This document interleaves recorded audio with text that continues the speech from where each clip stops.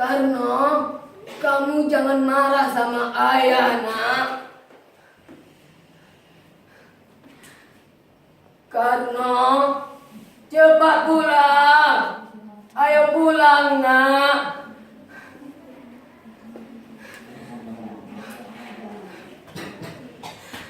Karno, nanti kamu digondol sama kalau wewe, nak.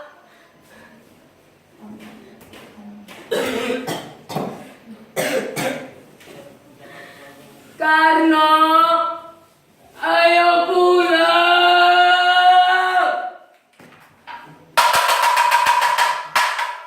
Kakak, Karno hilang.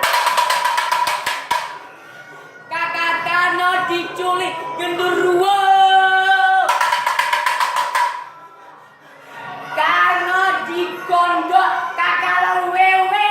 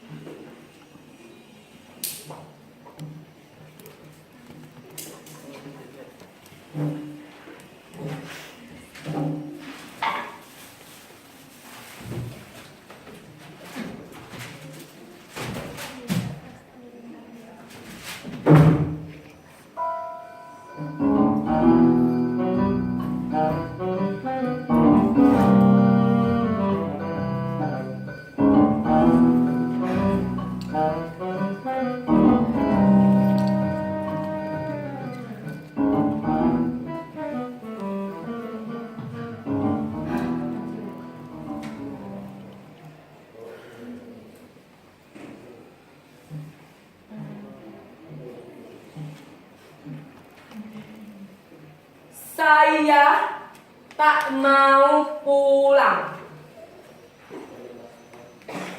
Saya sudah memutuskan pergi dari rumah. Minggat.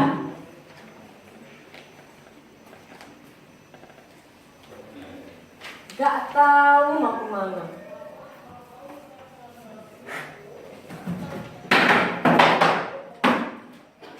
Yang penting saya bisa bebas. Saya tak mau lagi terus-menerus disalahkan. Mereka pikir saya ini masih anak kecil. Biarkan saja mereka menyangka kalau saya ini hilang diculik genderuwo.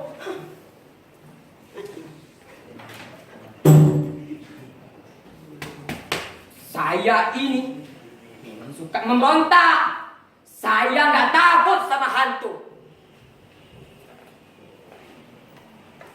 Jangankan genderuwo atau kalawewe sama pocong, saya juga tidak takut. Menurut saya, pocong itu hantu yang lucu. Jalannya aja meloncat-loncat.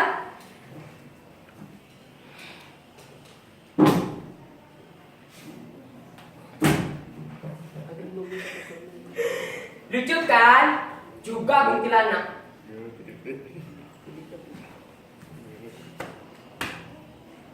Saya nggak takut sama kuntilanak. Bagi saya, ketawa kuntilanak itu malah bikin geli.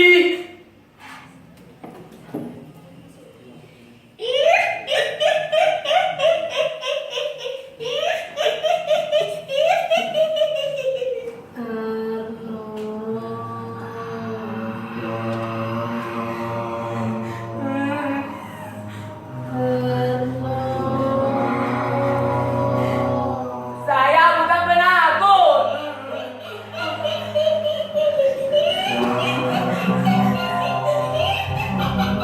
Saya bukan penakut.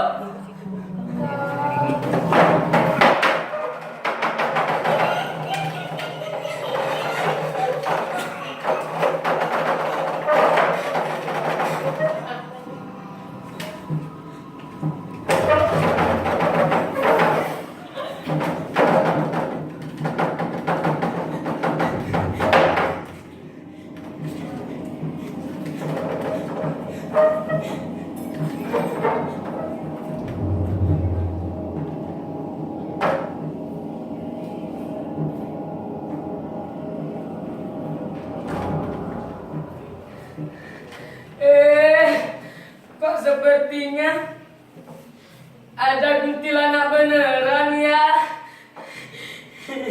Rasanya seperti ikut uji nyali.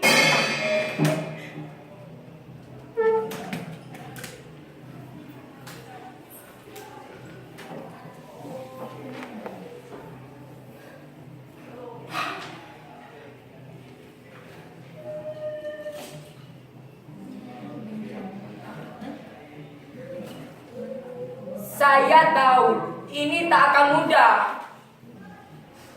Pergi dari rumah berarti kehilangan semua kenyamanan yang selama ini saya dapatkan. Saya merasa selama ini menjadi lembek dan manja karena hidup saya terlalu nyaman. Saya pengen tantangan. Karena itulah saya memberontak. Tak hanya memberontak di rumah, tapi juga di sekolah. Banyak yang bilang kalau saya ini susah diatur. Mereka pikir saya ini apa? Saya ini memang suka memberontak. Saya memang tak ingin hanya jadi murid yang duduk manis di kelas, manggut-manggut setiap kali guru menjelaskan pelajaran. Seharusnya pendidikan itu mesti membebaskan pikiran, tidak hanya menerima mentah-mentah semua pelajaran.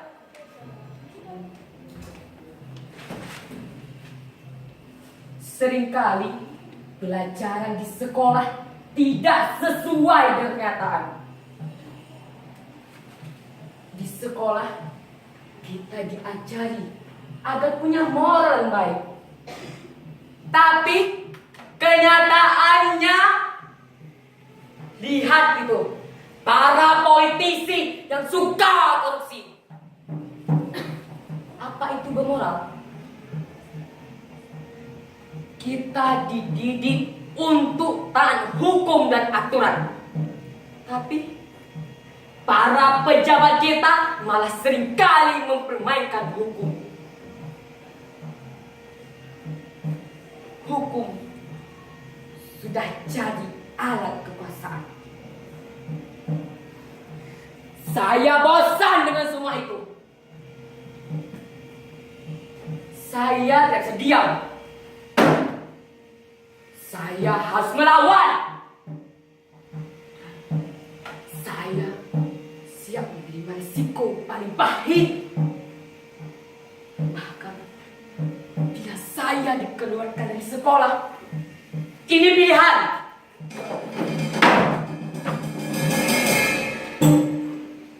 Belajar tidak hanya di sekolah. Justru kehidupan seperti inilah sekolah sesungguhnya. Banyak tokoh-tokoh besar juga gagal sekolah. Tapi yang paling penting, kita itu harus rajin baca buku. Harus baca, baca, dan baca. Hei, kalian kenapa tersenyum? Kalian gak percaya?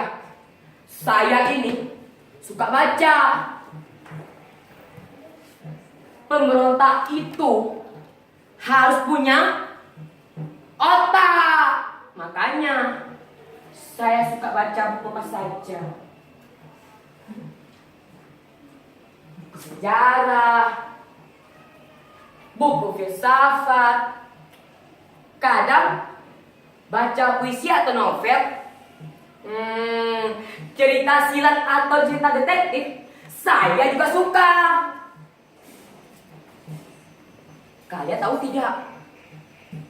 Membaca itu membuat saya terbebas dari kerangkeng.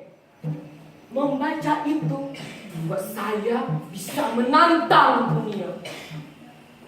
Kita sebagai anak muda tidak bisa membiarkan semua kesewenang-wenangan. Kita harus melawan seperti pemuda zaman dahulu. Mereka berani melawan penjajah dan mereka berhasil dengan Sumpah Pemuda. Masa sekarang kita hanya berani sumpah pocong. Seharusnya kita sebagai anak muda harus jadi agen perubahan. Jangan sibuk jadi agen pulsa.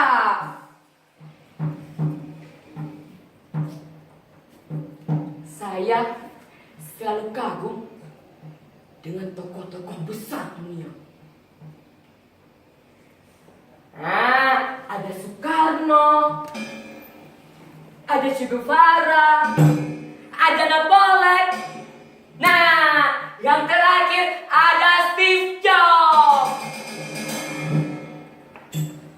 Saya juga ingin menantang dunia seperti mereka. Saya jadi ingat dengan pidato Bung Karno yang berapi-api.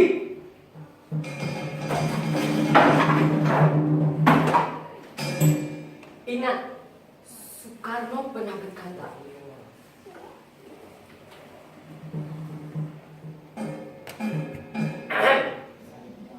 beri saya 10 pemuda, maka akan saya guncangkan dunia. Kenapa 10? Kenapa tidak 11? Nah, nanti kalau 11 jadi kesebelasan sepak bola. Kalah melulu kayak PSSI. sebagai anak muda harus bangkit. Jangan patah semangat. Apalagi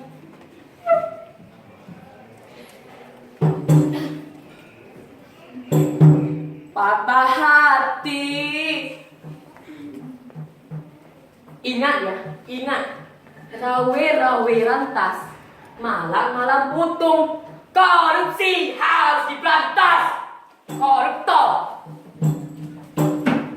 harus digantung. Ingat sekali lagi.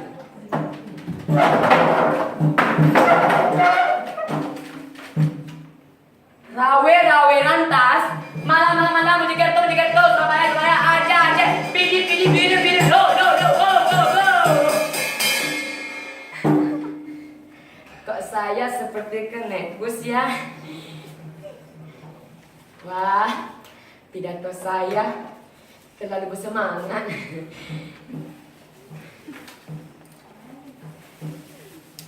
Duh, jadi lapar nih.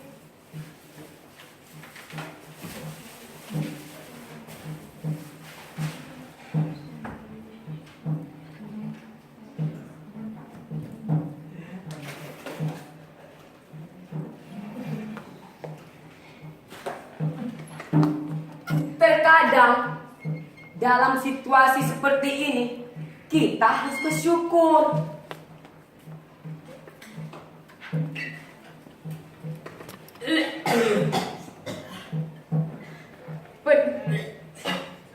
Penderitaanlah yang membuat kita semakin kuat.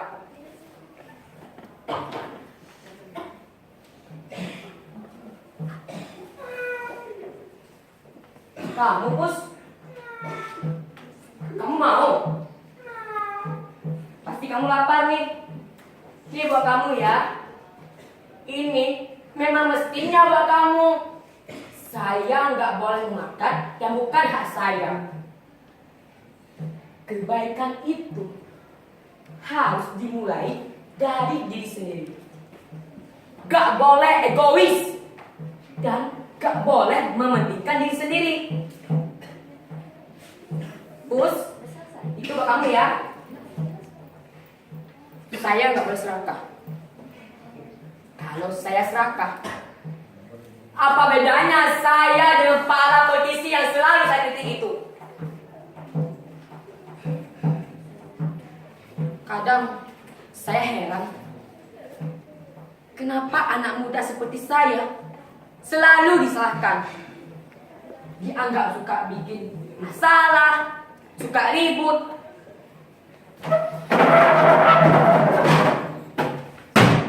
Loh, bukannya para politisi itu yang selalu ribut. Lihat itu, sidang-sidang parlemen yang selalu ditinggal. Selalu berdebat berbeda pendapat. Mungkin yang namanya anggota dewan itu boleh beda pendapat, asalkan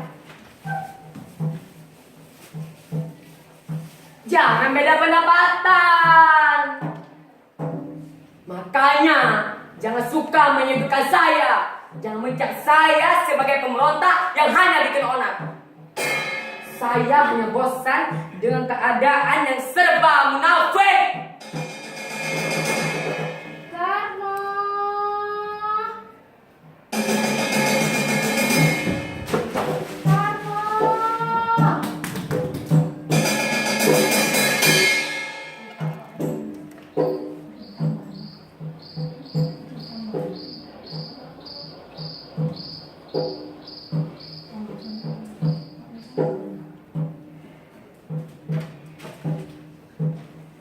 Sepertinya sudah larut malam.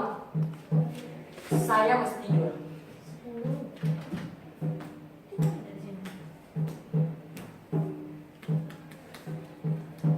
Pemberontak itu butuh istirahat juga kan?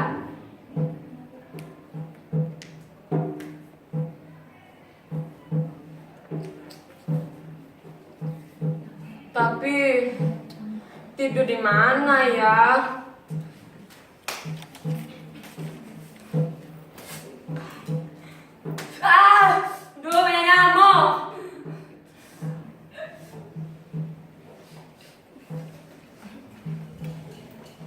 Bau pesing lagi. Duh, beda jauh dengan kamar saya yang ber-AC.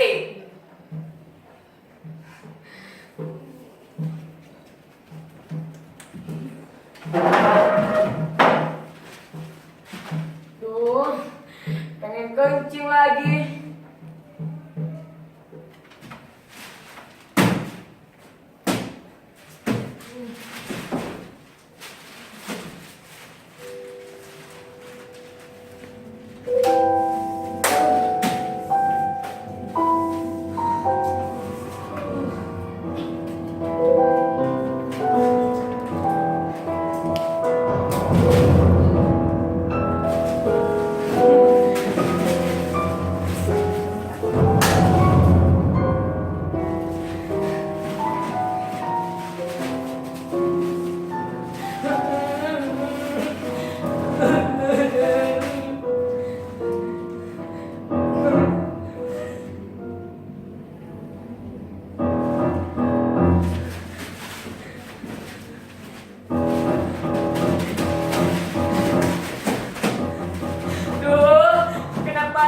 Seperti ini ya, baru saya berpejam sudah ada yang cuci mulut.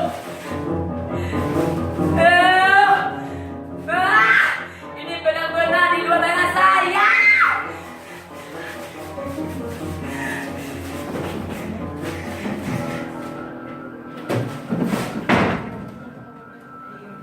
Mungkin saya terbawa emosi, atau saya benar-benar mensiap.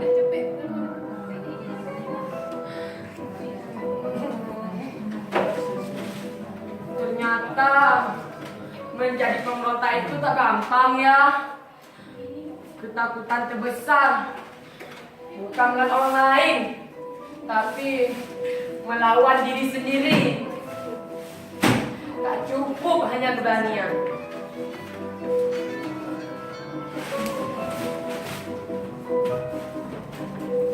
Mungkin saya harus pulang